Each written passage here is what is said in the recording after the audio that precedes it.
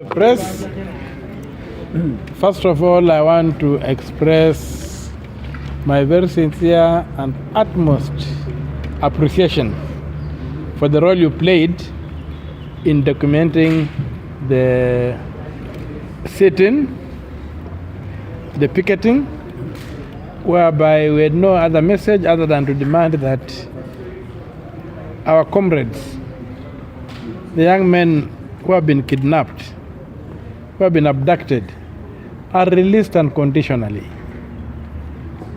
I don't even believe that I've made any mistake, because if they had made a mistake, I'm sure they would have been prosecuted. If they had breached any law, I'm sure they would have been prosecuted. They are not being prosecuted, and are being held outside the judicial system because those aggrieved by the truth they are unearthing are keen to intimidate them, and if nothing is done, to disappear them, or to do something to them that they'll never be the same again.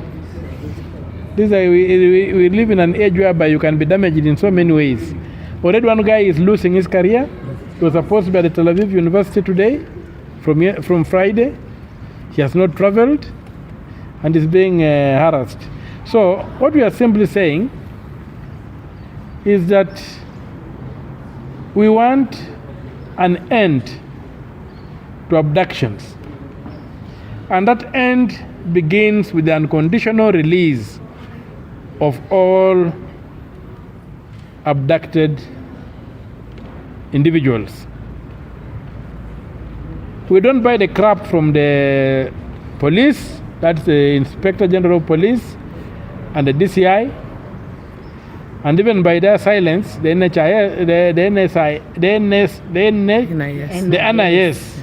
that they don't know what is happening.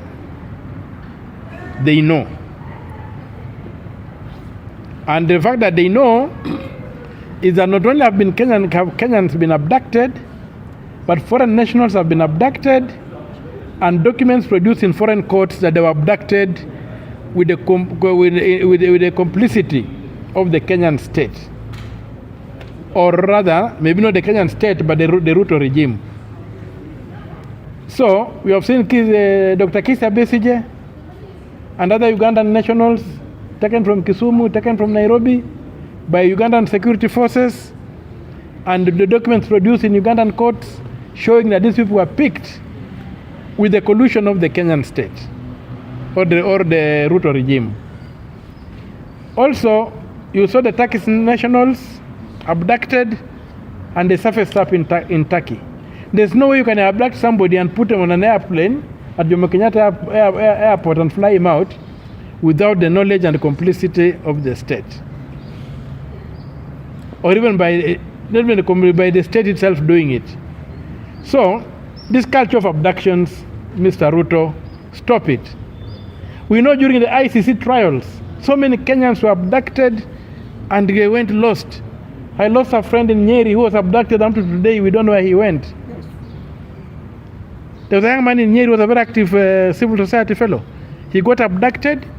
To today, we don't know where he went, just because he was a witness at the ICC. This culture cannot be allowed to continue. This country is greater than Mr. Ruto, and Mr. Ruto cannot run this country like it is lesser than him. It's a very painful day where we are, and we are demanding that these abductions end. The High Court has given orders that these people must be produced within 7 days, in the case I filed. And I assure you, as day follows night, if the 7 days expire without these people being produced, we are back on the streets. Are you ready? Yes. Are you ready? Yes. So we are going to go back on the streets until every Kenyan is accounted for. We cannot have young people moving around with fear. Right now I've got about 20 guys who are hiding. They've told me they're going to hiding because they fear they're being tracked. We cannot have that. And as that is happening, this same regime is stealing and looting from Kenyans. Billions of shillings are being stolen. That's why the economy is empty. So we cannot continue this way. And this invitation to anarchy will be resisted and rejected. And I can assure you, as day follows night, we are going to defeat Mr. Ruto. Mr. Ruto's agenda is retrogressive. Mr. Ruto's agenda is to destroy this country. Mr. Ruto's agenda is to ensure that Kenya goes back to the dark days.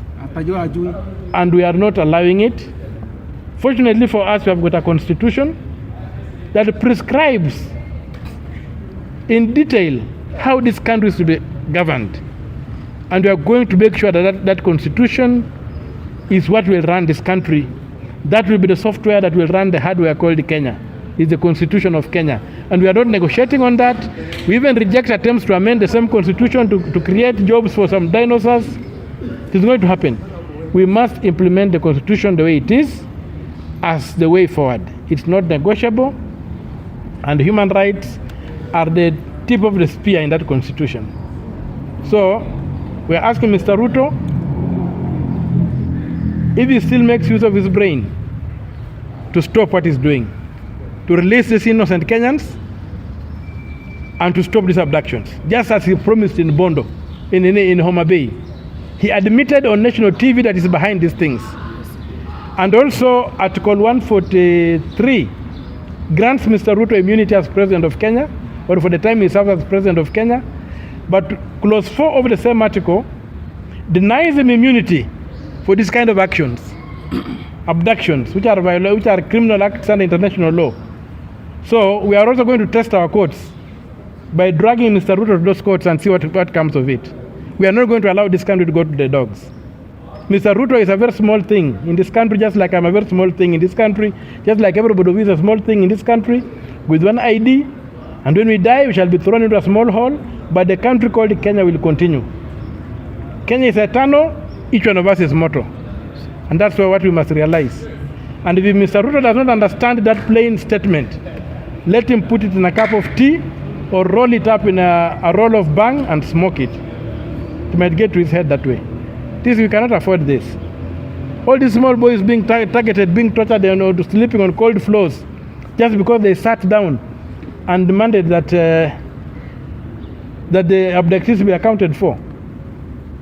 I've been run around at night, that I've received orders from above that Gigiri police station is too comfortable. I should be taken to a police station where I will suffer. But whoever gave that order did not know that the toilets in Kamkunji are cleaner than the toilets in Gigiri, so I ended up enjoying more. That's how God works. So, please, Mr. Ruto, stop this scam. You swore to defend the Constitution of Kenya, defend it. You are fooling yourself with the sword. But it's written in the Bible that whoever lives by the sword perishes by the sword. So, that's my last remark. Okay. Thank you. Probably if you could just share with us your experience of what happened and how you have been fared there. Now, this was the number 29 time when I was arrested. So it was just like going through rehearsing an old play. There wasn't much, but there has been quite, I must say, there was quite some improvement in the facilities. I saw the toilets were much cleaner and where I was taken. And I must say that I was most impressed by Kamkunji, because the last time I was in Kamkunji, about 10 years ago, the toilets were horrible. But right now they have got, the things are working. The only thing, they've got too many rats. The last time we were there were no rats, there were too many rats in Kamkunji. And in Gigiri, they've got horrible toilets, still the same old toilets that were there when I last visited that place. So I think that my experience may not be as important, because when you throw me in a police cell, I just lie on the floor and fall asleep. So maybe the people who are learning it for the first time could be people who might be able to have something to write home about. For me, there was nothing. As for the tear gas, it was a waste of taxpayers' money. Raining all that amount of tear gas when people are sitting down is idiotic. And we are going to take specific action against the OCS Central for doing what he did. A peaceful demo to the script as prescribed by the Constitution. We were even sitting down Controlling ourselves with a chain, he begins tear gassing us. There are court orders against using tear gas. And we are going to make an example of this guy. And I also want to warn Mr. Ruto, don't think that you'll go to a tribe and get rogue officers from your tribe and use them to undermine the rule of law in Kenya. Because what is emerging is that some of these people who are doing these excesses are being plucked from Ruto's tribesmen. But I'm also very happy that the Gen Z who are on the forefront fighting for change are from Ruto's tribesmen. So the move to be not tribal is going to succeed. So the Kenya police force, the police service must be integrated. You cannot come up and form militias made of your tribesmen to begin abducting Kenyans and killing them. Mr. Ruto must stop that bad habit. And he should not think that he's above the law. He's a creature of the law. And I want to tell you, the cells I slept in can handle a president. Yes. We don't need to build a new prison for Ruto. He can comfortably be processed in those cells. So he better correct his act, because the law is going to prevail and will prevail very soon, and he will face the music. Thank you. Right, as you finish, just on a high note, have you probably heard the song that has been going around about Kasongo? If you know probably a verse, you can know part of the movement as well. I've got musicians there who can sing, but they may be tired. Yeah.